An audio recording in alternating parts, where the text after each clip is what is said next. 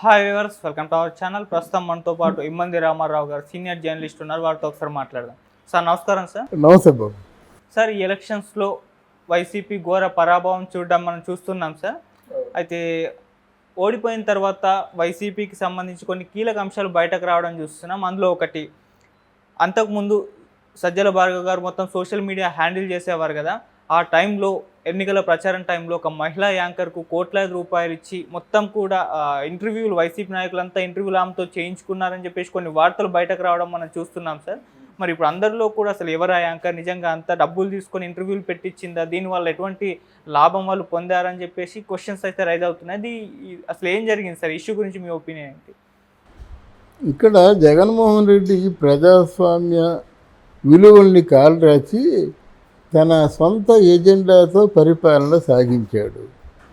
అందరికంటే ఎక్కువ కష్టపడవలసింది ఎవరంటే రాజు కష్టపడాలి. రాజు కష్టపడితే ప్రజలు బాగుంటారు. నేను ఎక్కడో ప్యాలెస్లో పడుకుంటానో ఒక్కొక్క బాధ్యత ఒక్కొక్కరికి అప్పజెప్పేస్తానంటే వాళ్ళు ఏం చేస్తారంటే ఏమి చేయరు. అలాగే సకల శాఖ మంత్రి కొడుకైనటువంటి సజ్జల భార్గవరెడ్డి గారికి ఈ డిజిటల్ మీడియా, ఈ ప్రోపగండా అంతా ఉపయోగించాడు. అసలు ముందు ఆయనకి ఏమి తెలియదు. అక్కడ సీనియర్ పీపుల్ ఉంటారు కదా, టెక్నీషియన్స్, వాళ్ళు ఏం చెప్తే చేశాడు. కానీ ఆయనకి ఏమి తెలుసు? అసలు వైసీపీ జగన్మోహన్ రెడ్డి మీద ఆ సింపతి పెరిగేటువంటి కార్యక్రమాలు ఏం చేశాడు? ప్రోగ్రెసివ్ కార్యక్రమాలు ఏమీ చేయలేదు. మంత్రులు ఎంత తప్పని చేశారో ఈయన కూడా అంతే తప్పని చేశాడు. డబ్బు కొన్ని కోట్లు, వందల కోట్లు అలా రకరకాల మాటలు వినిపిస్తున్నప్పుడు కూడా సమృద్ధిగా డబ్బు తీసుకున్నాడు. ఇంకా ఆయనకి ఏముంది? బాధ్యత మీద ఏం గుర్తుంటుంది? పని మీద ఏం గుర్తుంటుంది? ఆయన ఇంకొకడు ఎవరైతే చంద్రబాబు నాయుడు గారికి బాగా సాన్నిహిత్యం ఉందో అటువంటి ఒక జర్నలిస్ట్ని, లేడీ జర్నలిస్ట్ని తీసుకొచ్చి, అమ్మ నువ్వైతే బాగా చేస్తావు, నీకైతే మంచి అనుభవం ఉంది, నువ్వైతే మన చంద్రబాబు నాయుడు గారి తాలూకు ఇన్ అండ్ అవుట్స్ చెబుతావు, ఆయన వేసిన ప్లాను మంచిదే. అది మొత్తానికి పూర్తిగా ఇక్కడ చంద్రబాబు నాయుడు కానీ పవన్ కళ్యాణ్ కానీ మట్టిలో కలిసిపోవాలి, అది ప్లాన్ చేయడం అని చెప్పాడు. దానికి భారీగానే, మరి ఆ భారీ ఎంత అంటే మనకు తెలీదు, ఆ మాటలు మనం చెప్పుకోకూడదు, భారీగానే ముఠ చెప్పాడన్నమాట. ఇక్కడ ఏం జరిగిందంటే ఆవిడ విధుల్ని సరిగ్గా నిర్వర్తించడానికి మనస్కరించడం లేదు. ఎందుకంటే ఎవరైనా విధుల్ని పరిపూర్ణంగా నిర్వహిస్తున్నాడంటే దానికి కారణం వాళ్ళకు కూడా దాని మీద ఇంట్రెస్ట్ ఉండాలి. ఇప్పుడు మనం ఒక యజమాని దగ్గర పనిచేస్తున్నాము, ఏకంగా 10 సంవత్సరాలు పనిచేసాము అని వ్యతిరేకంగా మనం వర్క్ చేయాలని మనసు రాదు ఫస్ట్. అది అట్లాంటి వ్యక్తినే ఎంపీ చేసుకున్నాడు. సో ఎందుకు ఆవిడ అడ్వాన్స్ అవ్వలేదు? ఇది కషాయవాటి చేసే పని, కిరాయి అంతా కూడా చేసే పని. ఏంటంటే ఎంత నిర్దాక్ష్యంగా నరుగుతారో అంత నిర్దాక్ష్యంగా ధర్మ విరుద్ధంగా నడుచుకోవాల్సిన అవసరం ఉంది. అందువలన తను కూడా తన కాంట్రిబ్యూషన్ని కరెక్ట్గా పంచలేదు. ఎందుకంటే ఈరోజు సోషల్ మీడియా, అందుకే ఎక్కడో అది చెప్పాను, జగన్మోహన్ రెడ్డి ఇంత దిగజారిపోయి పతనం అయిపోయిందంటే దానికి ప్రధానమైన కారణం సోషల్ మీడియా అండి.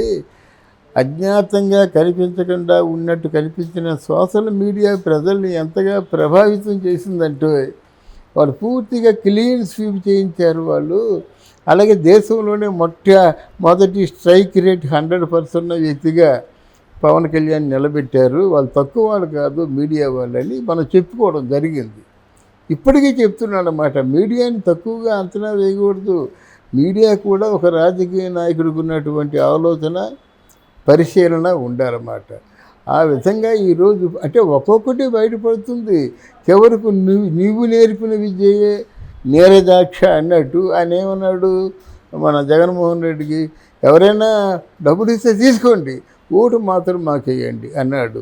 తెలివితేటలు ఒక్కటికే ఉన్నాయా? చివరికి ఏమైపోయింది?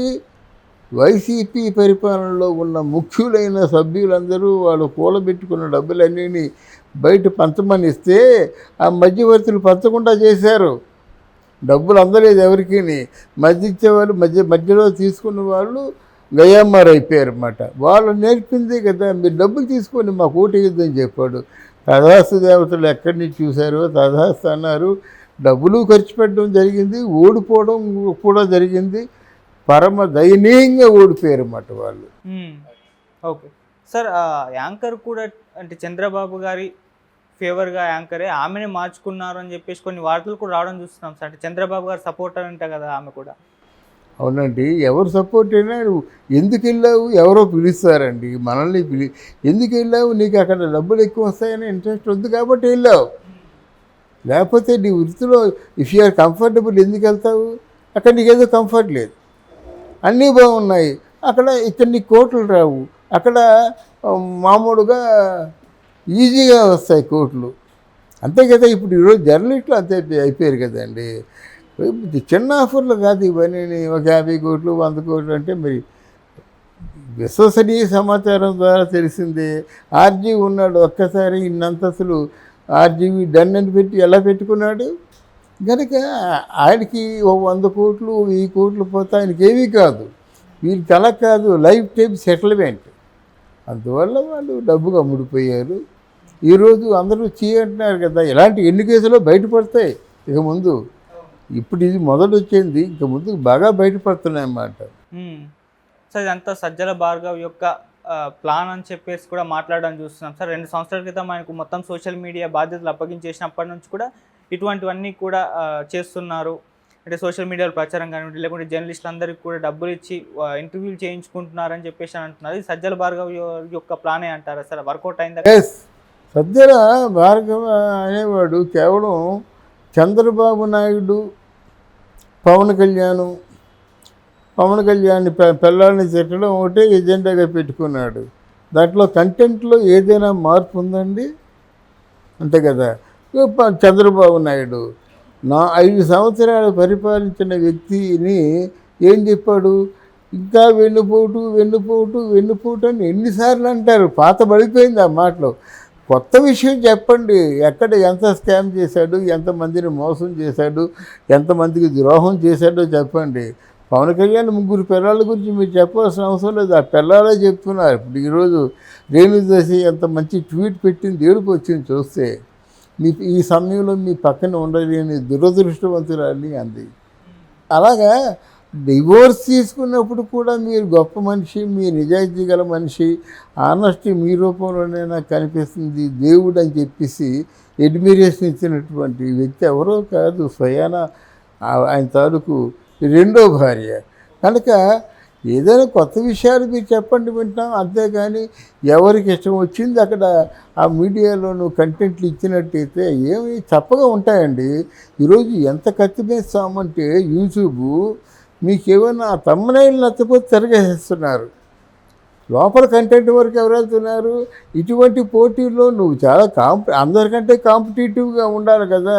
కాంపిటేటివ్గా లేకుండా నీ కొన్ని కోట్లు తీసుకొని నీ బాధ్యతను ఎవరో ఒక ఆడమనిషి, అందున వాళ్ళు బాగా ప్రేమించిన ఆడమనిషికి ఇస్తే ఇదే రిజల్ట్ వస్తుంది. Okay, thank you so much. Thank you.